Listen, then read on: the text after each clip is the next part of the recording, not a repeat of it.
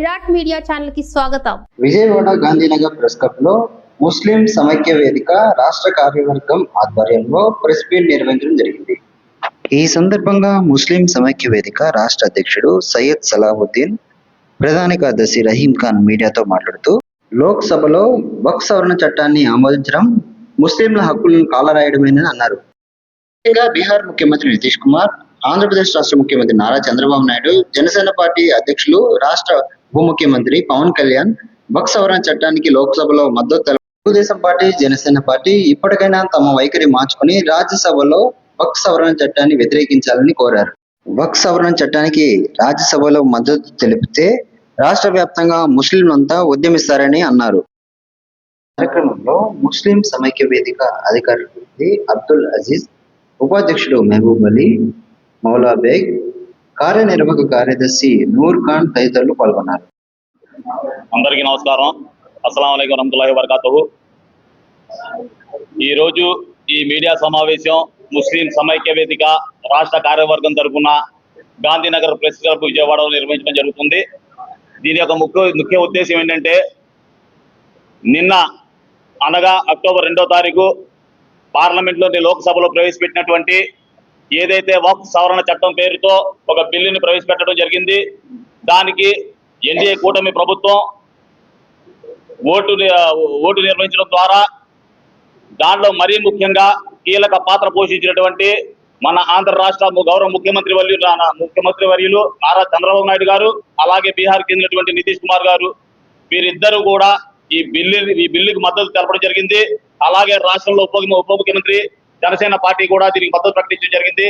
మేము ముఖ్యంగా కోరుకుంటుంది ఏంటంటే, ఒకవేళ చంద్రబాబు నాయుడు గారు కనుక ఈ బిల్లుకి మద్దతు ఇవ్వకుండా ఉన్నట్టయితే అంటే రాజ్యాంగానికి విరుద్ధంగా ఒక ముస్లింల మీద కక్షపూరితంగా ప్రవేశపెట్టినటువంటి ఈ అనైతిక చట్టాన్ని మీరు సమర్థించి రాష్ట్ర వ్యాప్తంగా ఉన్నటువంటి ముస్లిం జనాభా కాకుండా దేశవ్యాప్తంగా ఉన్నటువంటి ముస్లింల యొక్క మనోభావాలను మీరు అగౌరవపరుస్తూ వారి యొక్క భవిష్యత్తును సర్వనాశనం చేసేటటువంటి ఇటువంటి ఒక నల్ల చట్టాన్ని మీరు ప్రోత్సహించి మీరు ఏం సాధిద్దామని చెప్పి కోరుకుంటున్నారో మేము ముస్లిం సమైక్య వేదిక ద్వారా సూటిగా ప్రశ్నించడం జరుగుతుంది.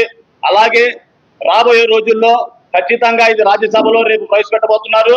దీనిలో కనుక మీరు మద్దతు ప్రకటిస్తే మాత్రం రాష్ట్ర వ్యాప్తంగా ఉన్న ముస్లిం సంఘాలను అందరినీ కలుపుకొని, అలాగే వివిధ ప్రజా సంఘాలు, వివిధ లౌకికవాదులు, అలాగే యావత్తు రాష్ట్ర ముస్లింలు అందరినీ ఏకం చేసి ఖచ్చితంగా మేము ఉద్యమం చేపడతాం.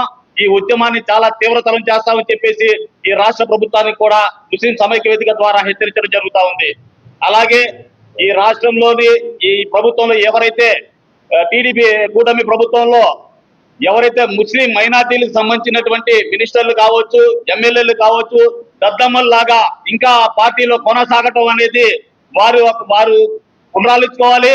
ఖచ్చితంగా రాష్ట్ర వ్యాప్తంగా ఉన్నటువంటి టీడీపీ ప్రభుత్వంలోని ముస్లిం పెద్దలందరూ కూడా మూకొమ్మడి రాజీనామాలు చేయాలని చెప్పేసి కూడా మేము డిమాండ్ చేయడం జరుగుతూ ఉంది. అలాగే ఖచ్చితంగా ఈ ఉద్యమం రాష్ట్ర వ్యాప్తంగా పలు జిల్లాలలో తీవ్రతరం చేస్తాం. ఈ ప్రభుత్వం అలాగే కేంద్ర ప్రభుత్వం చేపట్టినటువంటి మరో నల్ల చట్టాన్ని కూడా మేము ఎదురు కొడతాగి అలాగే అవసరమైతే ప్రాణ త్యాగానికి కూడా ముస్లిం సమైక్య వేదిక సిద్ధంగా ఉందని చెప్పి కూడా ఈ సందర్భంగా తెలియజేస్తా ఉన్నాం. మీడియా మిత్రులందరికీ నమస్కారాలు. ముస్లిం సమైక్య వేదిక రాష్ట్ర కార్యవర్గ సభ్యులందరికీ ఇక్కడ చేరుకునేందుకు ధన్యవాదాలు. ముఖ్యంగా ముస్లిం సమైక్య వేదిక కోరుకునేది ఏమంటే, ఈ వక్ఫ్ సవరణ బిల్లు అని చెప్పి ఉద్దేశపూర్వకంగా బీజేపీ ప్రభుత్వము ముస్లింలకు అన్యాయం చేసేటందుకు, ముస్లింలకు అణగదొక్కేటందుకు పనిన కుట్ర ఇది. ఇంతకుముందు కూడా ఎన్నో నల్ల చట్టాలు తీసుకొచ్చి ముస్లింలకు ఇబ్బంది పెట్టే బిల్లులు ఎన్నో బీజేపీ తీసుకొని వచ్చింది. ఎన్ఆర్సీటప్పుడైతే మహిళలు రోడ్డు మీదకి వచ్చేసి ఈ బిల్లు వెనక్కి తీసుకోవాలని చెప్పేసి ఎంతో ప్రయత్నం చేసి ఆ బిల్లుకి ఇంతవరకు రాకుండా చేసిన మా మహిళలకు ముఖ్యంగా ధన్యవాదాలు తెలుపుకోవచ్చు. ఇది ఒక నల్ల చట్టం తీసుకువచ్చేసి ముస్లింల ఆస్తి పాస్తులను కాజేసేటందుకు, ఒక పేద ముస్లింలో పంచి పెట్టామని చెప్పేసి ఒక చుట్టు పెట్టి బీజేపీ ఈరోజు పెద్ద కంపెనీలకు కట్టబెట్టేందుకు దాదాపు 9 లక్షల ఎకరాల భూమి ఉన్న ఒక్కోడుకు ఏదో 30% దర్గాలకు ఈద్గాలకు పేపర్ ఉండేటోళ్ళకు కట్టబెట్టి మిగతా భూములని కాజేసి పెత్తందారులకు పెద్ద కంపెనీ వాళ్ళకు కట్టబెట్టేందుకు పెద్ద కుట్ర జరుగుతుంది. ఇది ఎవరెప్ప సొమ్ము కాదు. మా పూర్వీకులు వచ్చే రోజుల్లో పేద ముస్లింలకు దీని లబ్ధి చేరాలని చెప్పేసి ఆ దైవ అల్లా కోసం ఈ వక్ఫ్ చేసిన భూములు.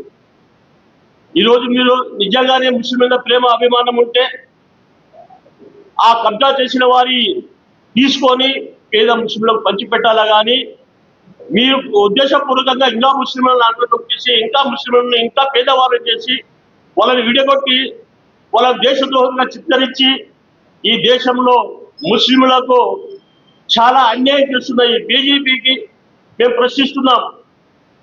మీరు ఇది మేలు చేసేదని కాదు, ఇది అన్యాయం చేసేటందుకు, ఇది ముస్లింలకు కాల రాసేటందుకు, ముస్లింలకు చెరగొట్టేటందుకు మీరు చేసిన కుట్రపూరిత ఈ బిల్లు తీసుకొచ్చి సవరణ బిల్లు తీసుకొచ్చారు.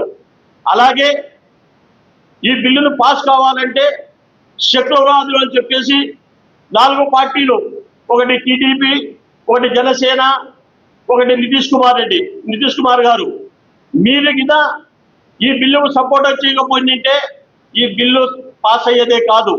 మీరు సెక్యులర్వాదులము, మేము ముస్లింలు ఎంత ఉన్నాము, మరి అందరికీ సమన్వయం చేస్తామని చెప్పేసి ముస్లింల ఓట్లు దండుకొని ఈరోజు ప్రభుత్వంలో వచ్చేసి ఎన్నుపోటు పచ్చి ముస్లింలకు అన్యాయం చేస్తున్నారు.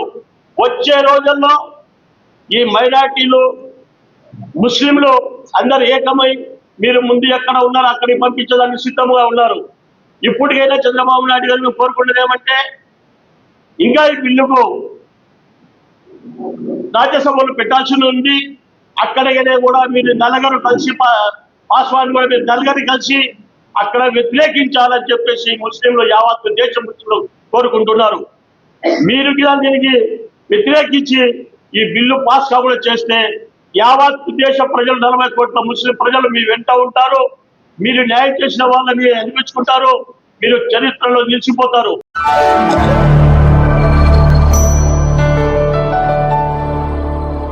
Thank you for watching the video and please subscribe Virat Media. For more updates, click on the bell icon.